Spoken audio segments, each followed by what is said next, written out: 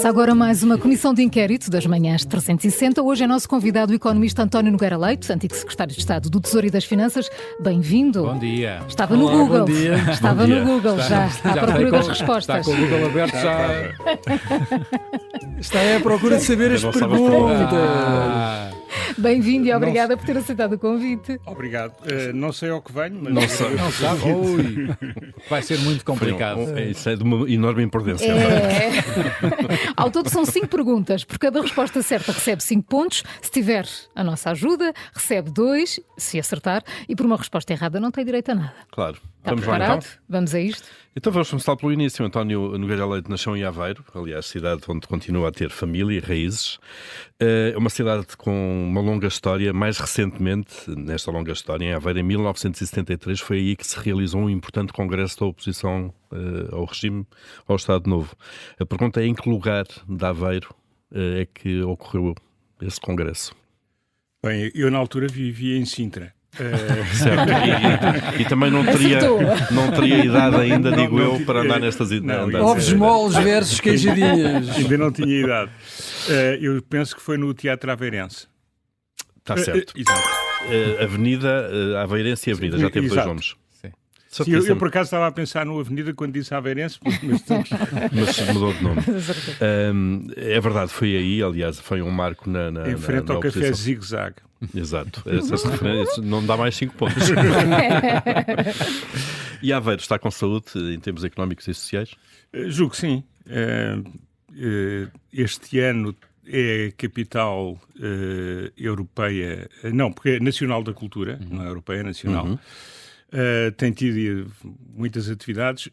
Eu passo a maior parte do tempo, quando lá estou, não é propriamente em Aveiro, é um bocadinho retirado. Mas é Conselho de Aveiro ainda? Conselho de Aveiro. A cidade está extraordinariamente cheia de turismo, como boa parte do litoral português. Tem, enfim, a sua zona, mas tem uma vantagem, é que não se nota alguma sobrecarga que o turismo traz sobre a cidade, como se vê, por exemplo, em Lisboa. Ou seja, Aveiro continua uma cidade imaculadamente limpa, o que, enfim, é uma tradição antiga, que houve ali uns tempos em que se perdeu um pouco, mas que voltou. Mesmo com esta sobrecarga enorme. É evidente, para quem vive nas zonas mais, enfim, a zona talvez mais conhecida, que é a zona da Beira-Mar, que é a antiga zona popular da cidade, as pessoas dizem que hoje em dia é relativamente difícil, enfim, conseguir uma habitação nessa zona, porque os preços também subiram, certamente. Os preços e o alojamento local domina claramente naquela zona. Pergunto-lhe se o turismo, aproveitando esta conversa sobre Aveiro e o turismo em Aveiro, se o turismo tem um peso excessivo na nossa economia. Bem, tem um peso muito grande. Eu acho que o principal problema, eu diria, mas não para fugir à pergunta, é que se calhar o resto da economia devia ser maior. Ou seja, nós beneficiamos na recuperação, quer da crise de 2011, quer depois da Covid, enfim, do sucesso da atividade turística. O turismo é uma atividade que é de relativo baixo valor acrescentado e, portanto, não queremos um país totalmente especializado em turismo, longe disso. Mas eu acho que o principal problema, para além de algumas questões que não têm tanto a ver com o turismo, tem mais a ver com a falta de planeamento em Portugal e o não investimento enfim, na gestão do património e na gestão dos serviços públicos, que é patente nos últimos 10 anos, 15 anos. O grande problema é que nós precisamos de uma economia robusta noutras áreas e, portanto, não é matar o turismo, é fazer o resto crescer mais. Agora, se eu acho que devemos almejar a ter uma percentagem do turismo maior na economia, eu acho que já chegamos a um valor que nos torna relativamente dependentes de uma atividade que é cíclica. Temos a sorte de Portugal estar muito na moda, sobretudo em grandes mercados emissores, como por exemplo os Estados Unidos, mas como sabemos as modas não são eternas. São passageiras, por definição. Estarmos preparados para isso. Fazer aqui um atalho descarado, falámos da oposição na pergunta, o atalho descarado para a atualidade, e a oposição atual, o PS, deve aprovar o orçamento ou não? Bom, eu não vou entrar muito em considerações Sim. de natureza tática ou política. Eu ainda sou da velha guarda em que acho que as pessoas devem se especializar a comentar aquilo de que sabem, que é uma coisa que passou completamente de moda, mas de até os jovens que escolhem são aqueles que ecoam o conhecimento generalista dos mais velhos, que são comentadores de sucesso. E, portanto, eu não quero ir entrar na para política o país, eu acho que era importante que o orçamento fosse aprovado. Porquê? Porque tivemos eleições há muito pouco tempo, há uma série de coisas que é preciso fazer, mas diria, e poderia ir um pouco mais longe, dizendo que o que eu acho que não faz sentido é pensar que o país pode ser gerido em duodécimos para o próximo ano. Mais uma vez numa perspectiva técnica, porque nós temos a administração pública absolutamente pauperada, os problemas não são apenas na saúde e na educação. Se nós olharmos a parte administrativa do Estado, está a funcionar bastante mal, o que é consequência de uma compressão de uma década de custos operacionais e um total desinvestimento no setor público administrativo.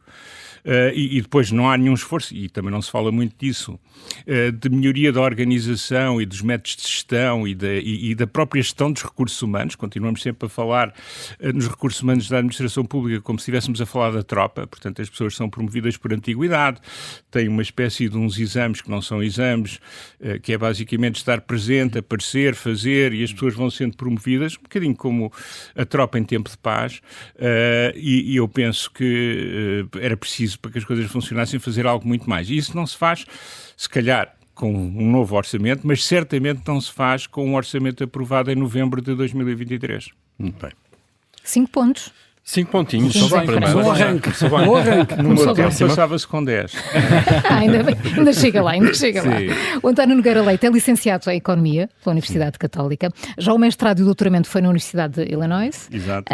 Que animal faz parte da bandeira deste Estado? Eu acho Pense lá ora com bem, a sua memória. o estado ao lado é o cardinal, que é um pássaro. Illinois. É um urso. Não quero uma ajuda. Não quero uma Quero uma ajuda. ajuda. Um esquilo. Mas nós temos uma Não ajuda. quero mesmo uma ajuda, sempre são 2 pontos. Então quero. Então vá. Um urso, um veado ou uma águia? É uma águia. 2 pontos. 2 pontos. É verdade. A maior cidade do estado de Illinois é Chicago, foi lá a Convenção Democrata. O líder parlamentar do PSD, Hugo Soares, começou há dias a ter muita dificuldade em escolher entre Kamala Harris e Donald Trump. No seu caso, a escolha é óbvia ou há prós e contras? Eu acho extraordinário que em Portugal pessoas que nunca viveram nos Estados Unidos, que não seguem a política americana, seguem pelo Twitter, mas não têm conhecimento próprio, específico. Que é diferente da nossa percepção cá, não é? Sim, toda a gente vai votar e toda a gente já tem opiniões, até um grande comentador já surgiu no Dr. Hugo Soares por ele estar hesitante entre uma candidata tão fascinante e um candidato que é absolutamente inapresentável. Quem seguiu em tempos, quando eu era ativo nas redes sociais, eu tenho uma péssima opinião do Sr. Trump.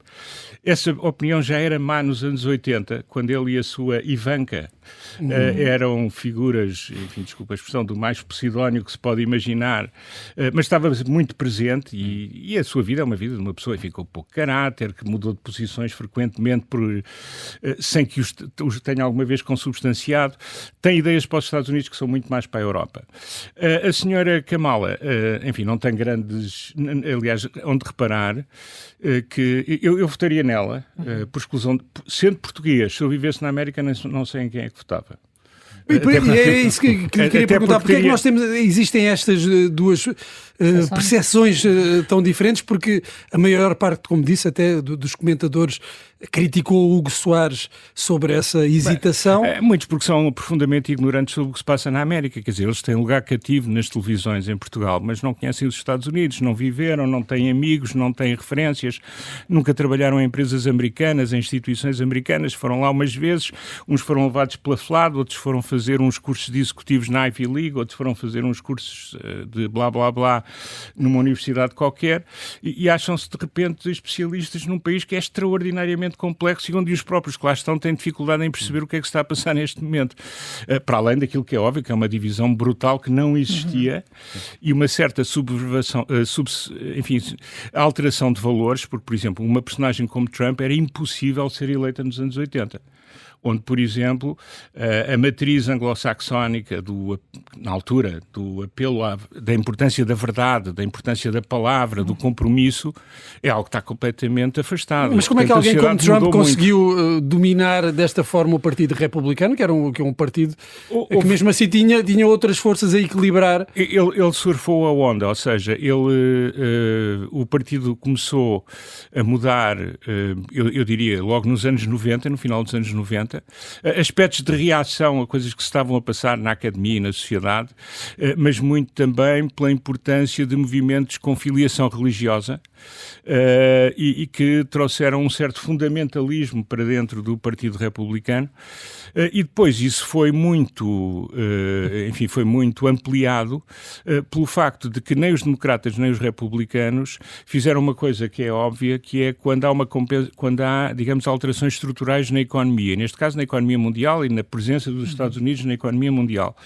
E há regiões que são naturalmente perdedoras, há uma obrigação de fazer alguns exercícios de compensação. Esses exercícios não foram feitos e, portanto, estava ali terreno fértil para que se juntasse a algum fundamentalismo em alguns aspectos e alguma reação, digamos, ao movimento que hoje em dia as pessoas chamam-lhe um movimento woke, que está muito, muito importante nas escolas e que foi sendo transposto para a sociedade de uma forma progressiva, mas muitas destas coisas já existiam antes desse movimento. O que acontece é que há muita gente desesperada e estamos a falar sobretudo uma classe importante de novos pobres brancos na América que são, digamos, as vítimas da globalização. Da indústria, despedidos da indústria. Muito da indústria. Claro. E depois também se olharmos para a zona rural, quer dizer, hoje em dia a pior coisa que pode acontecer nos Estados Unidos é uma pessoa ser branca e pobre e viver numa zona rural, porque para além do estigma que sempre existiu, a igualdade de circunstâncias é posta atrás na fila para arranjar emprego. É um país que tem uma grande...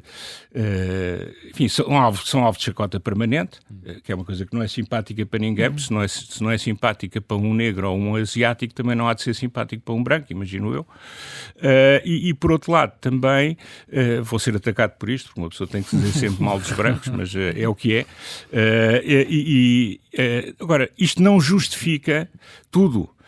Acontece também que houve um conjunto de think tanks, de forças, digamos, umas mais orgânicas do que outras, que tomaram o partido e que foram isolando aquilo que era o pensamento tradicional do Partido Republicano. Tradicional, ou seja, dos anos 70 para cá, porque o Partido Republicano e o Partido Democrata foram mudando muito ao longo da história. O António Nogueira Leite dizia que votaria na Kamala Harris.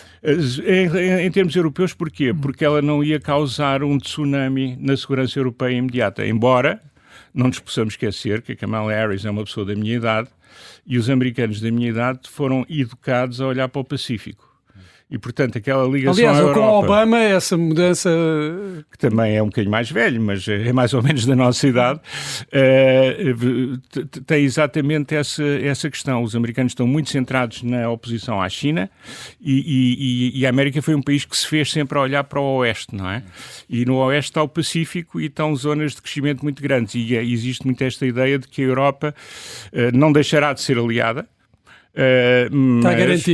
Está garantido, mas não é, digamos, onde eles veem o futuro nas próximas décadas, veem no Pacífico. E, portanto, Kamala nunca será defensora da Europa. Agora, não criará um tsunami na segurança europeia como Trump, e provavelmente tomará medidas económicas que serão mais para os americanos, mas não serão tão mais para os europeus como aquelas que Trump quer tomar. E, portanto, numa perspectiva perfeitamente egoísta europeia. Europeia, eu diria que votaria nela. Se eu fosse americano, enfim, tinha que olhar com mais cuidado para as coisas e dependeria também enfim, que nós votamos sempre em função também daquilo que pensamos que é bom para o país e daquilo que pensamos que é bom para nós. Não conheço ninguém que vote contra a sua posição pessoal. Enfim, podem dizê-lo, mas eu não acredito.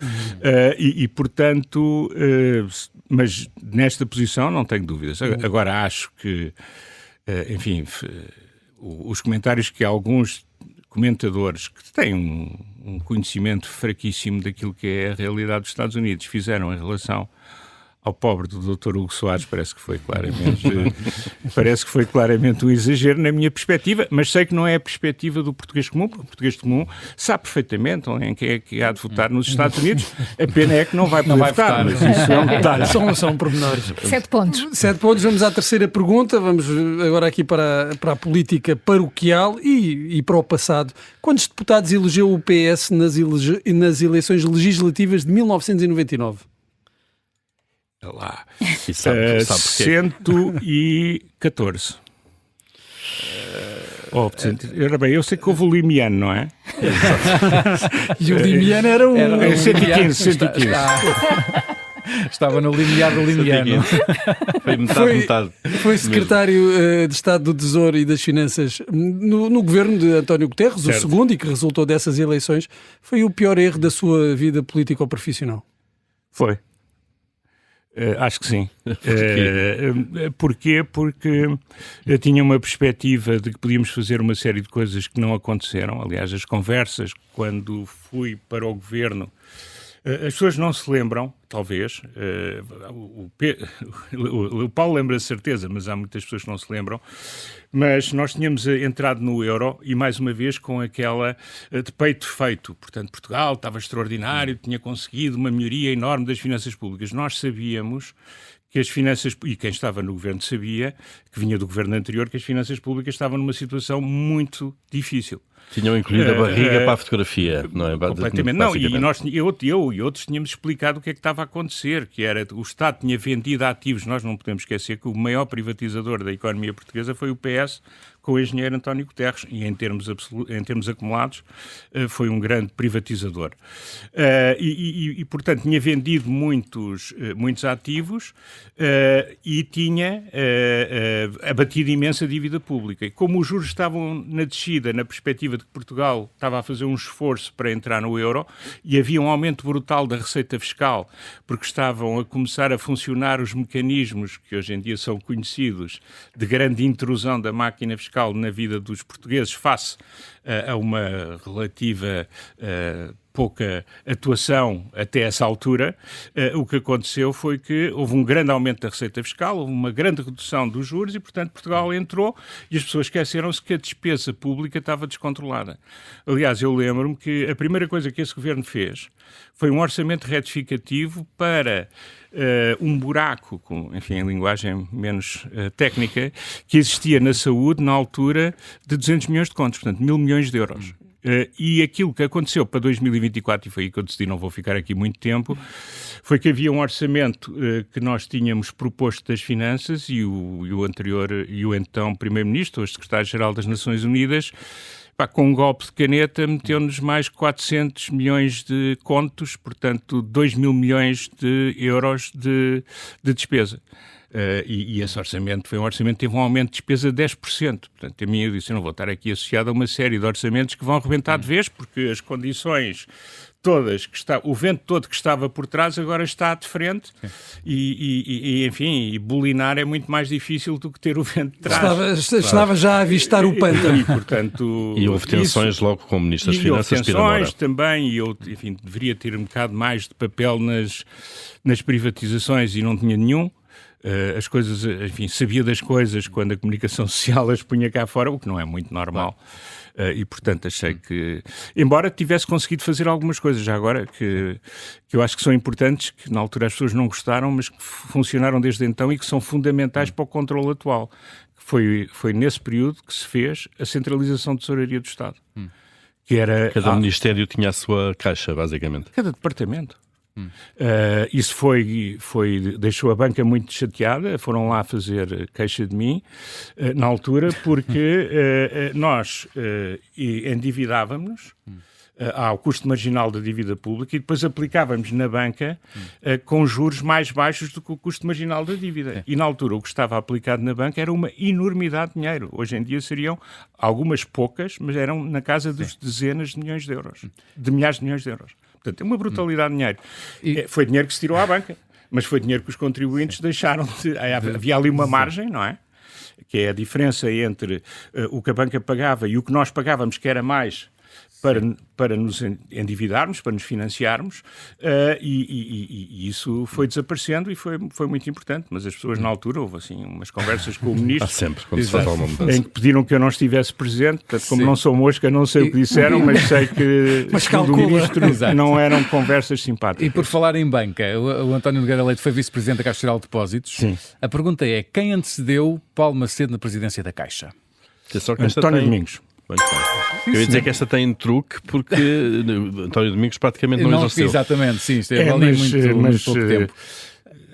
Mas, mas enfim, formalmente ainda foi. Como aquela história houve aquele processo da falta de compreensão mútua. Exatamente. Que tornou essa passagem indelevelmente inesquecível. E como é que avalia Paulo Macedo à frente da Caixa? Tem colocado a Caixa a dar lucros recorde.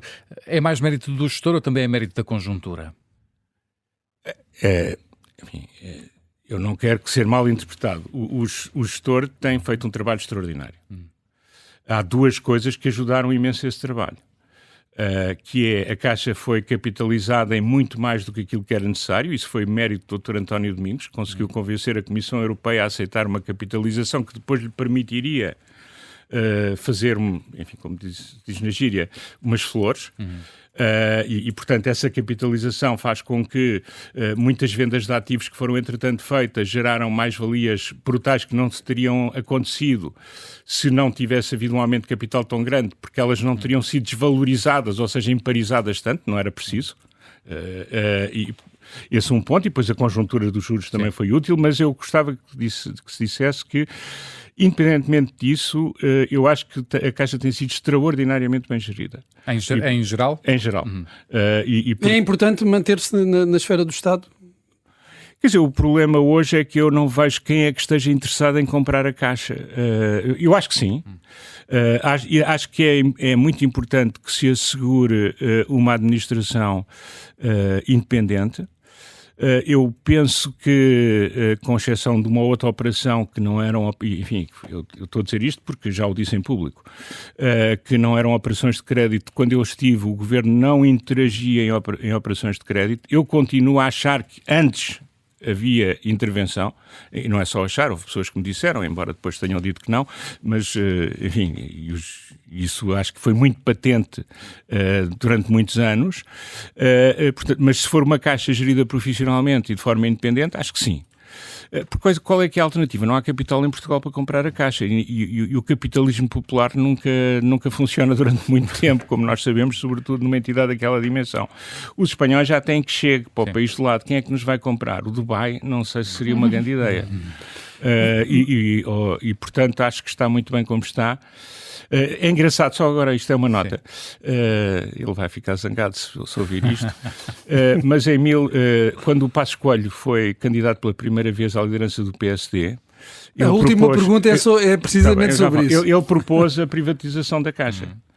E isso foi o resultado Pedro Passos Coelho, de uma conversa entre várias pessoas em que eu era o único que defendia que a Caixa devia permanecer na esfera pública e, portanto, perdi essa discussão. Então vamos à última. Para os 22. Em 2010, precisamente, Pedro Passos Coelho ganhou as eleições no PSD. Qual o candidato que ficou em segundo lugar nessas eleições? Deixa-me pensar, já foi há tanto tempo. Era o Aguiar Branco e havia um terceiro. Paulo Rangel. Muito bem, 22. Apoiou Passos Coelho nessas eleições, em particular. Depositou grandes esperanças nele para liderar o país. Desiludiu, superou as suas expectativas. Acha que ainda há lugar para Passos Coelho na política portuguesa? um lugar executivo. Eu acho que sim, quer dizer, eu não saí desiludido com Passos Coelho, eu saí da Caixa porque estava montado aquilo que aconteceu. Aliás, eu mostrei isso na Comissão de Inquérito, onde mostrei uma apresentação minha feita aos diretores da Caixa em setembro de 2012, onde ficava claro que com o aumento de capital que tinha sido dado, que era ínfimo, que eram 750 milhões de euros, com cocos, que no caso dos outros bancos era ir ao mercado substituí-los por capital, no caso da Caixa não era possível, não é? Quando depois se disse os outros devolveram os cocos e a Caixa não, é de uma injustiça brutal. Com a perspectiva de redução de spreads, o que eu disse foi, olha, com a carteira de crédito que temos, com a carteira de participação que temos, mas sobretudo a carteira de crédito, em condições que não são impossíveis de acontecer, isto não vai acontecer. E como ninguém vai dizer nada, e o Presidente da Caixa é uma pessoa magnífica, da altura, uma pessoa inteligentíssima, um cavalheiro como já não existe, mas estava sempre calado. E, portanto, o que eu disse, isto aqui por uns anos vão dizer que nós fomos uns nabos. Portanto, eu não faço parte deste filme e vou-me embora. E foi o que eu fiz. Mas em relação à governação... e por aí só para dizer, portanto, não teve nada a ver com Passos Coelho. Em relação à governação, eu já disse, as pessoas não gostam, mas eu acho que foi um esforço titânico, acho que ele teve bastante bem, acho que podia ter comunicado um pouco melhor, a explicar porque é que as coisas tinham que ser feitas. E eu acho que ele nisso foi muito travado pela ideia que lhe passaram de que os alemães não iam gostar que se batesse mais no engenheiro Sócrates e na Comissão Europeia e no Banco de Portugal do passado. Porque não foi só o governo que falhou. Quem supervisionava o governo a nível europeu e a nível nacional também, enfim, não viu bem as coisas. E, portanto, não ter explicado isso foi negativo. Agora, dito isto, eu acho que ficou claro que ele foi um dos poucos estadistas que nós tivemos em Portugal. Eu acho que, enfim... Tivemos 3 grandes estadistas, do meu ponto de vista, desde o 25 de Abril. Foram? Que foi Mário Soares, foi o primeiro-ministro Cavaco Silva e foi Passos Coelho, sendo que, enfim, eu não estava cá e, portanto, posso estar a ser injusto com o general Ramalhianes, mas era ou muito novo ou vivia fora, portanto, não o avaliei na altura. António Nogueira Leite, 22 pontos, é o terceiro convidado a ter esta pontuação, a mais alta de sempre. E a mais alta de sempre. Então eu fiz um doutoramento, tinha obrigação. Amanhã novo episódio com José Vieira da Silva, muito obrigada por ter aceitado. Muito obrigado. O gosto foi meu. Obrigado.